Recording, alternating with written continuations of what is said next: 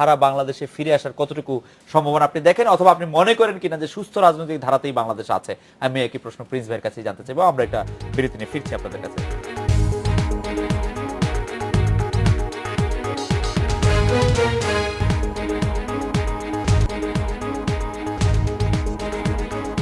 ফিরলাম আজকের বাংলাদেশে। শফি ভাই, রাজনীতি সুস্থ ধারায় আছে কিনা, না থাকলে সেটা আসার সম্ভাবনা আপনি কতটা দেখেন?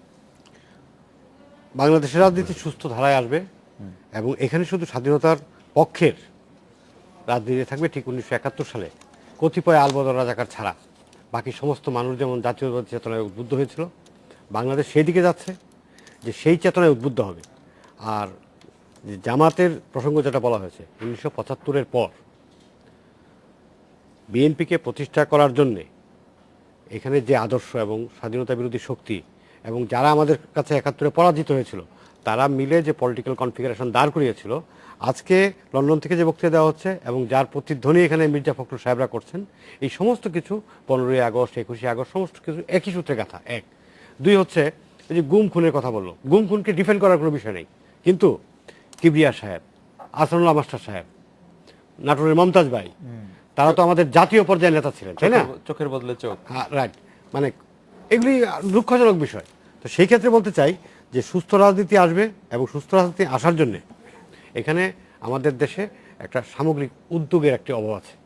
সেই উদ্যোগটা হচ্ছে যে উদ্যোগ নেওয়ার জন্য যারা চেষ্টা করে কিন্তু সেই উদ্যোগটাকে সফলতার দিকে নিয়ে যায় না। আমরা কিন্তু 91, 96 বা 96 থেকে 2001 এই সময়গুলি কিন্তু মোটামুটি আমরা একটা টলারেন্সের জায়গায় ছিলাম, কিন্তু 2001-এর নির্বাচনের পর সারা দেশে যে সহিংসতা শুরু হলো, সেই সহিংসতার ধারা কিন্তু 2006 পর্যন্ত। মানে আপনি বলছেন যে সেটি আসবে কিন্তু অতীতের বিভিন্ন কারণে সেটি আসছে না। প্রিন্স ভাই, আমি সহজে বুঝি যে এই যে এখন যেটা চলতি হওয়ায় সাধারণভাবে মানুষ দেখছে রাজনীতিটা ভালো চলছে না, কিন্তু এর বাইরে আরেকটা রাজনীতি কিন্তু সুস্থ রাজনীতির ধারা আছে। এখন এই যে ভালো চলছে না যে রাজনীতির কথা বলছি, এইটার একটা প্রধান কারণ কিন্তু এর ভিত্তিটা কি? ভিত্তি হচ্ছে টাকাটাই প্রধান। টাকা যারা উৎপাদন করে, যারা তৈরি করে, তাদের হাতে থাকে না, মানে কলকবজা করে নানাভাবেই টাকাটা লুটপাট করে নিয়ে যায় এবং তার অনুষঙ্গ হিসাবে এই বড় দুই দলের যে জোট আমরা দেখছি সেই রাজনীতিকে কিন্তু ব্যবহার করা হচ্ছে। সুতরাং রাজনীতিকে যদি ওইখান থেকে বেরিয়ে না আসতে পারি তাহলে এই সংকট থাকবে এবং এর জন্য আমি বলি জনগণকে আরেকটু রুখে দাঁড়াতে হবে, জনগণকে না বলা শিখতে হবে। এই দ্বিদলীয় ধারার মধ্যে আমাদেরকে রাখার জন্য কিন্তু দেশি বিদেশি লুটপাটকারী তাদের স্বার্থ নিহিত।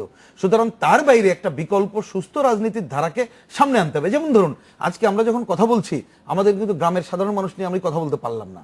আমি কিন্তু কি বলে যে কৃষকদের কি সংকট, তাদের অগ্রগতি কি, শ্রমিকদের পজিশন কি, অন্য আজকে যে ধরেন একটা বেতন বৃদ্ধি সরকারিদের হচ্ছে মাত্র 13 লাখ মানুষ, কিন্তু অন্য মানুষের জীবনমান কি হবে, আমাদের এজেন্ডার মধ্যেই ঢোকা যাচ্ছে না যারা সুস্থ রাজনীতি করি আমরা। সুতরাং এই সুস্থ রাজনীতিকে হ্যাঁ বলতে হবে, এই রাজনীতিকে না বলতে হবে। সেইটা যতক্ষণ জনগণ যদি রুখে দাঁড়ায় এবং বিকল্প শক্তি সমাবেশের প্রতি আস্থা স্থাপন করে, তাহলে এই রাজনীতি দ্রুত আমূল পরিবর্তন হবে এবং আমি মনে করি এইটা না হয়ে বাংলাদেশ আগাতে পারবে না, হবেই এটা। মোশাররফ ভাই, আপনি কি মনে করছেন সুস্থ রাজনীতির ধারা? আসলে আমরা তো অবশ্যই সুস্থ রাজনীতি চাই, সুস্থ গণতান্ত্রিক ব্যবস্থা চাই, সুস্থ বাংলাদেশ আমরা চাই। তার দায়িত্বটা কার? নিশ্চয়ই রাজনৈতিক দলগুলোর, বিশেষ করে যারা ক্ষমতায় থাকে তাদের কিন্তু মূল দায়িত্বটা বেশি। যদি আজকে লক্ষ্য করবেন আপনি যে বাংলাদেশ আওয়ামী লীগ বর্তমানে ক্ষমতায়, যেভাবে হোক আজকে বাংলাদেশের একজন প্রধান নেত্রী কোর্টে হাজিরা দিতে গেলেন, সে পরিবেশ শান্ত রাখার দায়িত্ব কার ছিল? নিশ্চয়ই সরকারের ছিল। এবং আমরা পুলিশের স্টেটমেন্ট যদি আপনি লক্ষ্য করেন, আপনি লক্ষ্য করবেন যে এত বড় একটা ঘটনা ঘটে গেল, পুলিশ বলছে আমরা তদন্ত করে দেখব কারা হামলা করেছে। মানে প্রশাসনকেও কি নগ্ন দলীয়করণ করা হয়েছে তার একটা জ্বলন্ত প্রমাণ কিন্তু আজকে। তো এমনি একটি অবস্থায় কিন্তু একটা দেশ চলতে পারে না, যার জন্য জনগণের মতামতকে শ্রদ্ধা করে একটা প্রতিনিধিশীল বাংলাদেশ আগামী দিনে নির্মাণের জন্য এবং সবার অংশগ্রহণের মাধ্যমে একটি নির্বাচনের মাধ্যমে একটি সুস্থ রাজনৈতিক ব্যবস্থা সম্ভব।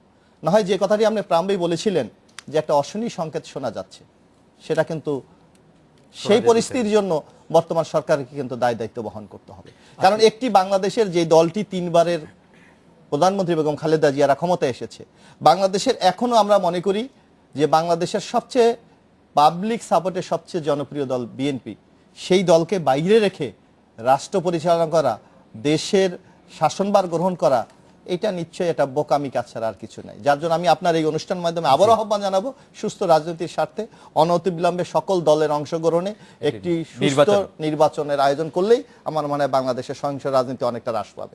জনাব এবিএম মোশাররফ হোসেন, জনাব রহিন হোসেন প্রিন্স এবং জনাব শফি আহমেদ, আপনাদেরকে অনেক ধন্যবাদ। এই ছিল আজকে বাংলাদেশে, দেখা হচ্ছে আগামীকাল এই সময়। শুভরাত্রি।